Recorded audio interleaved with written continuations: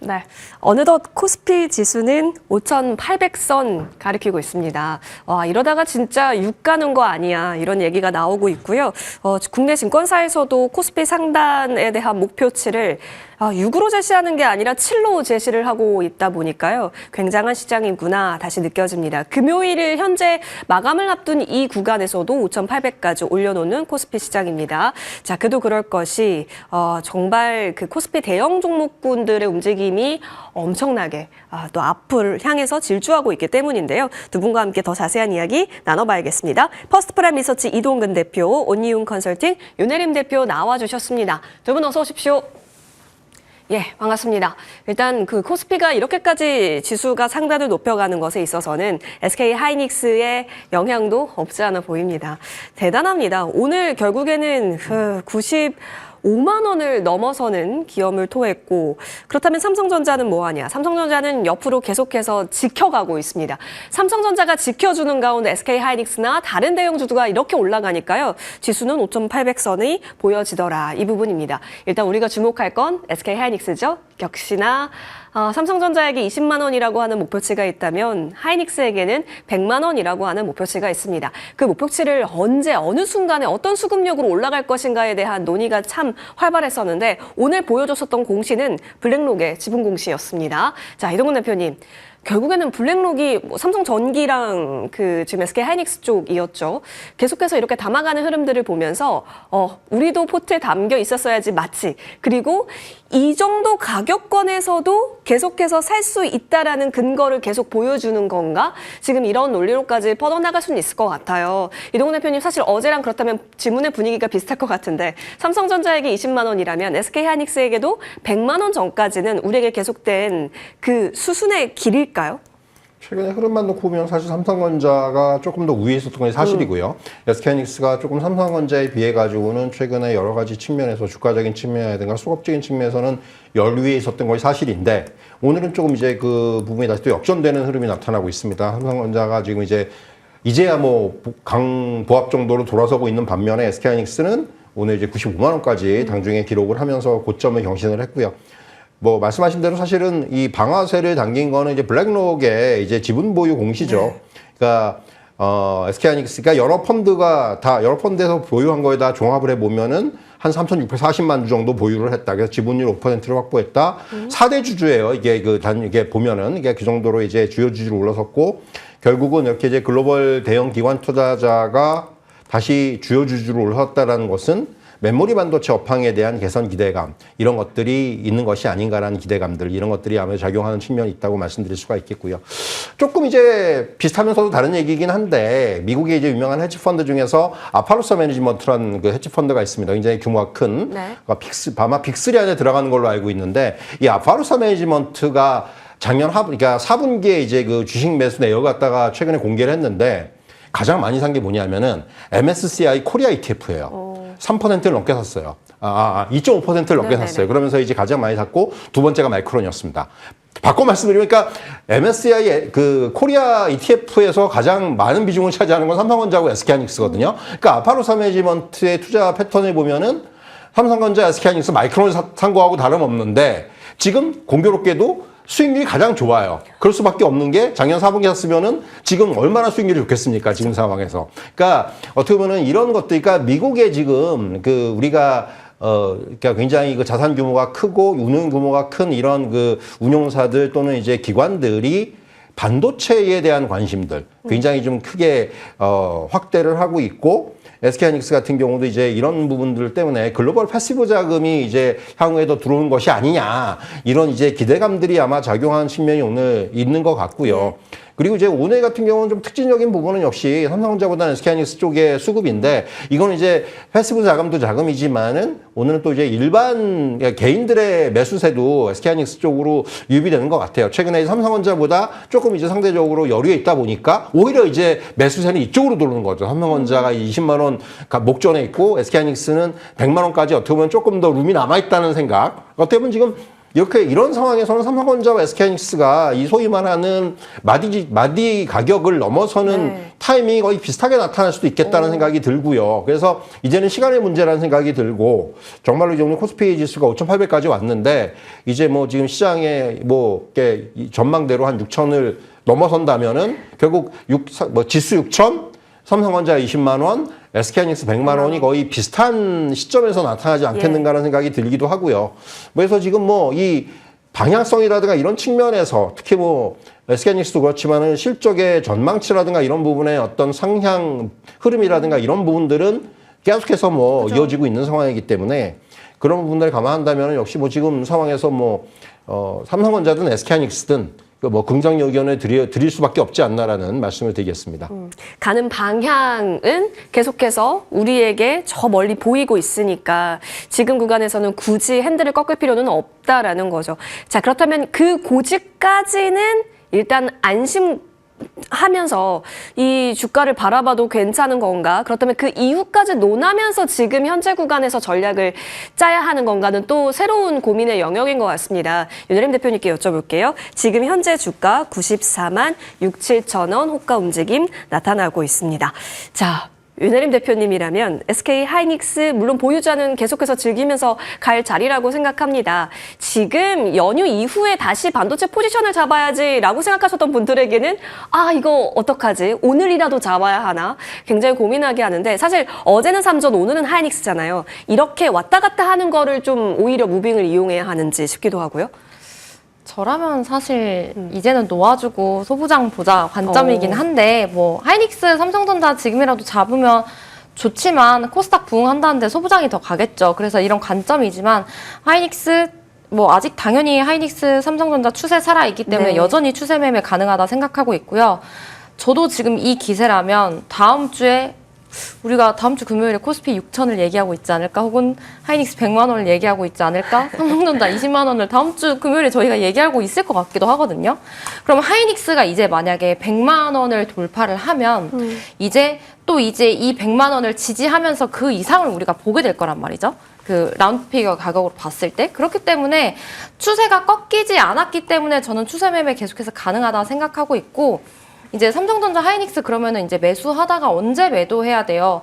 뭐 대형주 반도체뿐만 아니라 반도체 소부장 언제 매도하냐의 관점은 뭐 디램 낸드 가격이 다운이 된다거나 혹은 1분기 실적이 예를 들어서 잘 나왔는데 가이던스가 꺾인다거나 뭔가 둔화 얘기가 나온다거나 그럴 때가 되면 우리가 매도할 관점인데 사실 아직까지 전혀 그런 분위기가 아니죠. 그렇기 때문에 저는 우리가 매주 삼성전자 아니면 하이닉스를 가장 첫 질문으로 다루고 있지만 여전히 변한 건 없기 때문에 추세 매매가 가능하다는 관점에서 매수 의견 드리겠습니다. 그리고 만약에 정말 신규로 접근한다면 가능하다라는 것을 남겨두고 소부장단에 있어서도 비중 확대 지금 충분히 가능하다라는 의견이신 거죠? 너무나도 가능하죠. 지난주에 저희가 그 이제 삼성전자인가 하이닉스인가 얘기하면서 제가 외국인 수급 보니까 뭐 두산, ISC, VM 많이 샀더라고요. 맞아요. 얘기를 잠깐 했었거든요.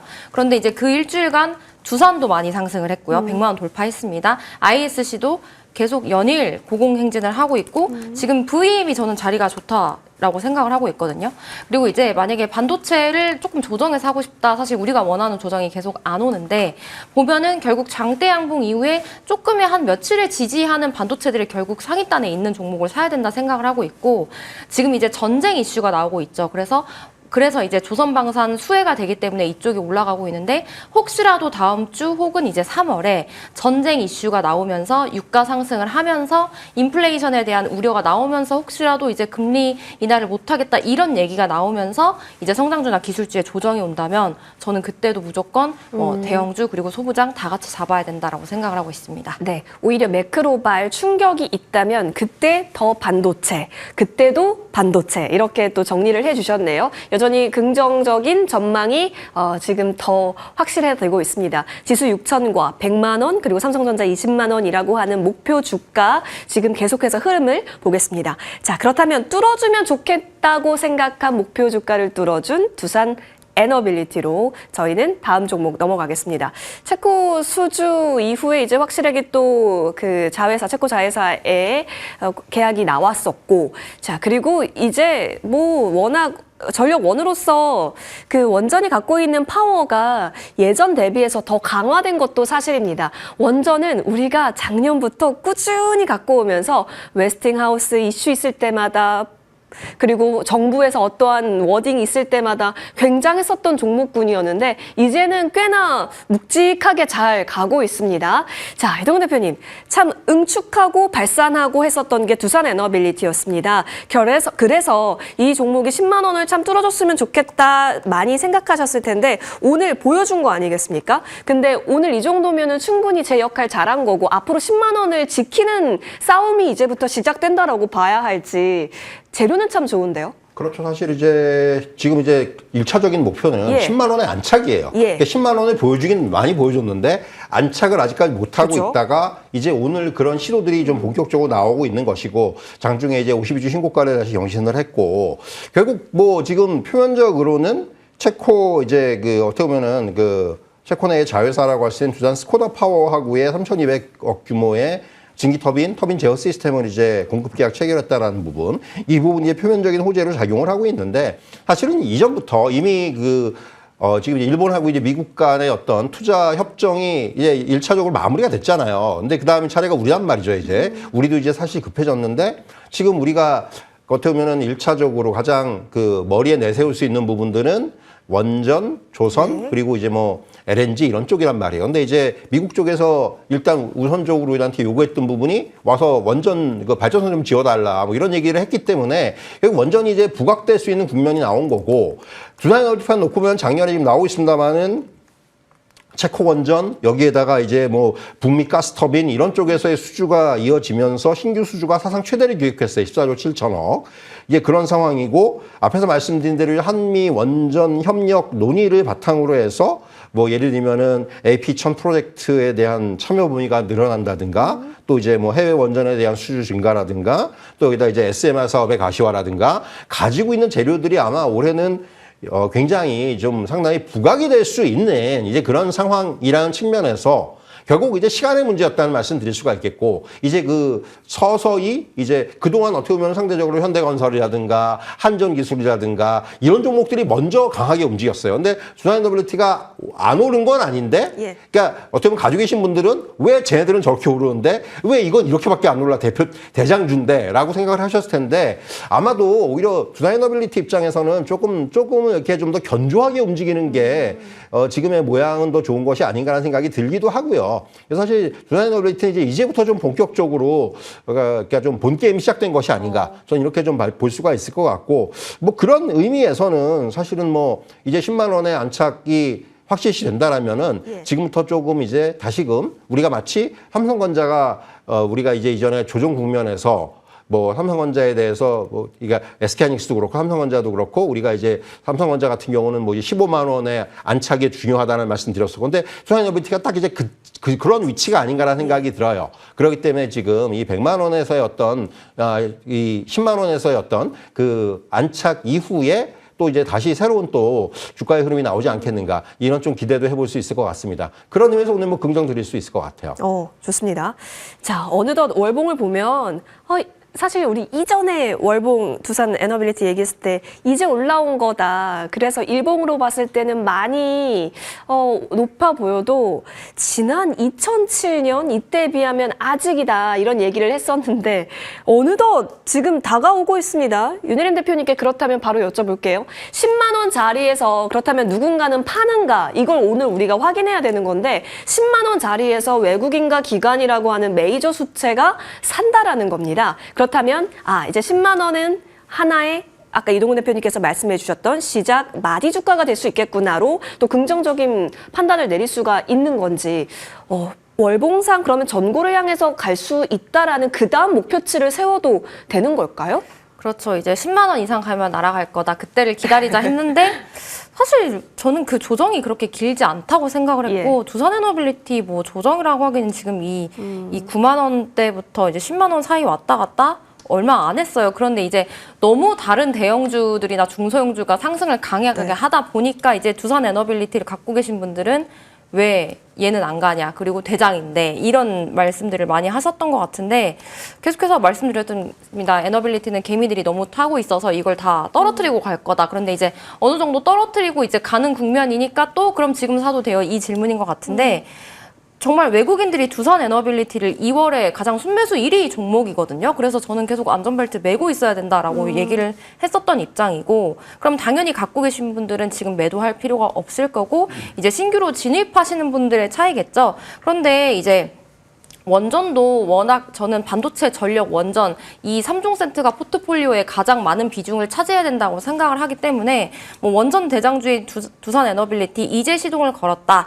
당연히 이제 10만 원 지지하는 거를 보고 우리가 10만 원 초반선에서 매수를 시작해 보면 좋겠지만 또 기회를 안 주고 갈 수 있기 때문에 저는 이제 오늘 신규로 접근하시는 분들이라면 뭐 이 정도 가격 구간에서 한 30% 정도 매수하시고 이제 아래로 빠진다거나 혹은 위로 올라갈 때 뭐 불타기 하는 전략도 유효하다. 아마 에너빌리티는 이제 여기서 조금 추세 매매가 가능한 종목이 될 수도 있겠다. 저도 긍정적인 관점에서 매수 의견 드리겠습니다. 네, 두 분의 의견이 좋네요. 자, 그렇다면 조금 더 목표치는 상향시켜가면서 흐름을 보겠습니다. 오늘 종가상 10만 원을 안착시키면 오늘이 이제 최근 들어서의 10만 원 자리를 보여주는, 종가상 10만 원을 자리를 보여주는 첫날이기 때문에요. 추가적인 방향성 수급 체크 잘 해보겠습니다. 두산 에너빌리티 봤고요. 이쪽으로 가보죠. 와, 4년 만에 흑자 전환이라고 한다니. 그러면 좋아지는 거 맞을까요? 그동안 계속해서 주가는 발목을 잡았었는데 이제는 좀 가벼워진 건지 고민이 됩니다. LG 디스플레이 보겠습니다. 이동훈 대표님, 우리가 LG 디스플레이를 논할 때는 F를 논했었고요. 그리고 OLED 단을 굉장히 많이 논했습니다. 하지만 그때는 다 단기성, 산발성이었어요. 근데 이제 확실히 4년 만에 흑전을 했고 포트폴리오를 OLED 단으로 완전히 또 만들었고 이것에 대한 기대감이 높아졌는데 여기에 트리거 또 킥이 될 수 있을지요. 휴머노이드라고 하는 하나의 키워드가 붙는다면 이제 상방을 노릴 수 있는 하나의 파급력까지 붙어지는 건지, 워낙 저희가 뒤통수를 좀 맞았던 경험이 있어서 지금 LG 디스플레이에 대한 명확한 해석이 궁금해요. 그러니까 LG 디스플레이의 가장 지금 어떻게 보면은 중요한 포인트는 역시 실적이에요. 실적이 이제 말씀하신 대로 이제 턴어라운드 국면에 이제 진입을 했다라는 측면, 더군다나 1분기 실적, 영업이익이 예상치를 크게 뛰어넘을 것이다라는 전망이 나오고 있다라는 것들, 이런 부분들이 아무래도 오늘의 주가의 상승의 하나의 또 트리거가 되고 있다라고 말씀드릴 수가 있겠고, 일단 그동안에 어떻게 보면은 시장에서 우리가 뭔가 그 체제 개선 노력이라든가 이런 부분들이 굉장히 이제는 조금 이제 결과로 이어지는 국면으로 나온 것이 아닌가라는 생각이 듭니다. 그래서 오랜 동안 좀 이제 암흑기에 있었는데 이제 그 암흑기를 벗어나고 있다, 이렇게 말씀드릴 수가 있겠고. 자, 근데 이제 오늘 같은 경우는 사실은 아침에 이제 나온 보고서에서 부각이 됐던 부분들은 피지컬 AI 진출 관련된 얘기죠. 사실 최근에 LG 디스플레이보다 먼저 사실은 이 부분에서 조금 이제 시장에서 어느 정도 이제 관심이 보였던 종목은 사실 LG전자였어요. 맞아요. LG전자가 현대차가 되는 게 아니야라는 그런 좀 기대감까지 좀 되게 없고. 근데 사실은 LG전자가 뭐 아시겠지만은 로봇 기술을 상당한 수준의 로봇 기술을 갖고 있었죠, 이미. 근데 그게 사실 그렇게까지 부각이 안 됐던 것뿐이에요. 현대차가 먼저 이제 보스턴 다이내믹스를 등에 업고 부각이 됐던 거고, 네. 사실 상대적으로 LG전자 같은 경우는 이제 조금 그 방향이 달랐죠. 보스턴 다이내믹스는 아시겠지만은 이제 뭐 직접 공장에 그 투입을 할 수 있는 이러한 휴머노이드 쪽의 방향이었고, LG전자는 사실 요번에 이제 CES에서도 보면은 그러니까 서비스 로봇 내지는 뭐 이제 가정과 관련돼 있는 가전 로봇 이런 쪽에서 뭐 요번에 선보인 것도 이제 그런 계열이었고, 그러다 보니까 조금 이제 대접을 좀 더 박하게 받은 것이 아닌가라는 생각이 들기도 하고. 근데 이제 LG 디스플레이도 여기에다가 이제 좀 곁들여서 어떻게 보면은 피지컬 AI, 그러니까 뭐 그런 논리죠. OLED 패널이 어떻게 보면은 초기에 어떤 휴머노이드에서는 소통에 있어서 굉장히 중요한 그 역할을 할 것이다. 그러니까 사실 지금 시중에서 우리가 이제 뭐 음식점에 서빙하는 로봇이나 이런 것들 보면은 그 패널에서 다 모든 것들이 이루어집니다.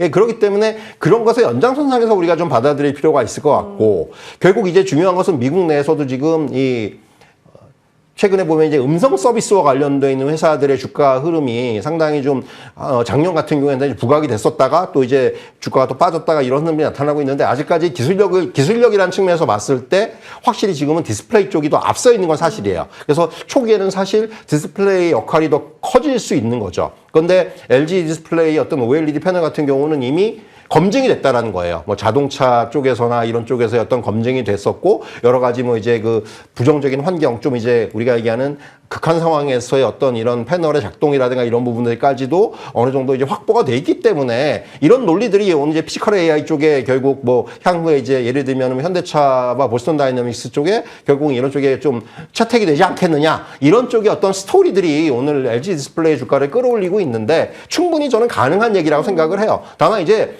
일단은 마찬가지로 기대감에 의한 상승이 먼저 나타나고 있고 여기에는 이제 실적의 턴어라운드라는 강력한 이제 서사가 있기 때문에 이런 부분들하고 이제 엮이면서 오늘은 상승을 하고 있는데 저는 작년에 이제 9월 달인가요? 15,000원을 넘어갔다가 주가가 쭉 빠졌습니다. 그래서 10,000원까지 빠졌단 말이죠. 그러니까 지금 상황을 보면 충분히 이제 여기다 이제 턴어라운드라는 어떤 호재를 얻고 있는데 이 피지컬 AI가 아니더라도 주가는 이제 한번 LG 디스플레이도 좀 오를 만한 타이밍은 됐다는 생각이 들어요. 그래서 이제 실적이 이제 확실하게 턴어라운드가 진행이 되고 있고 이제 그렇다면은 그동안 사실 LG 디스플레이에 좀 약점으로 작용했던 어떤 펀더멘탈이라든가 이런 부분들이 오히려 이제는 개선되는 부분이 뚜렷하게 나타나는 것이 확인이 될 수가 있기 때문에 충분히 뭐 지금 자리 정도에서는 긍정의 의견을 드릴 수 있지 않겠는가 이런 말씀을 드리도록 하겠습니다. 그러면 로봇으로 보면 사실 LG전자를 말씀해 주셨던 네. 것처럼 가장 저희가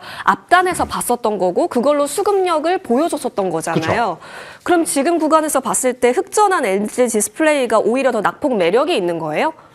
뭐 근데 그거는 결국은 접근이 약간 다르다고 생각을 해요. 그러니까 LG 디스플레이를 과연 오늘 이게 상승을 AI 피지컬 AI 때문에 상승을 했다라고 보는 거냐? 아니면은 1분기 실적이 굉장히 강력하게 나올 것이 먼저냐, 뭐가 먼저냐의 문제인 것 같은데 제 입장에서는 사실은 저는 실적에 대한 부분들이 좀 더 매력적이라고 생각을 해요. 그러니까 예상치도 괜찮은데 그 예상치를 거의 2배 가까이 뛰어넘는 정도의 지금 전망이 나오고 있다는 부분에서 이것 때문에 연간 실적 전망까지 지금 상향이 되고 있거든요. 그렇다면 확실히 말씀드린 대로 LG 디스플레이는 그동안 사실 이제 주가가 못 갔던 게 어떻게 보면 실적의 부분이 가장 크게 작용을 했는데 지금 화면에 나오는 것처럼 실적이 여기서 이제 확실하게 턴어라운드가 된다라면은 주가도 이런 부분을 이제 반영하는 국면이 형성이 되지 않겠는가. 이렇게 정리해 드릴 수가 있을 것 같습니다. 확실히 로봇 덕분이야 라고 얘기하기에는 일단은 실적적인 그 드라이빙이 더 큰 요소다. LG 디스플레이는 그렇다면 현재 그 기대감만으로서도 주가 위치가 낮기 때문에 공략 가능한 지점인 거다라는 의견을 주셨습니다. 그러면 매수하기에도 안정적인 현재 자리라고 할 수 있을지,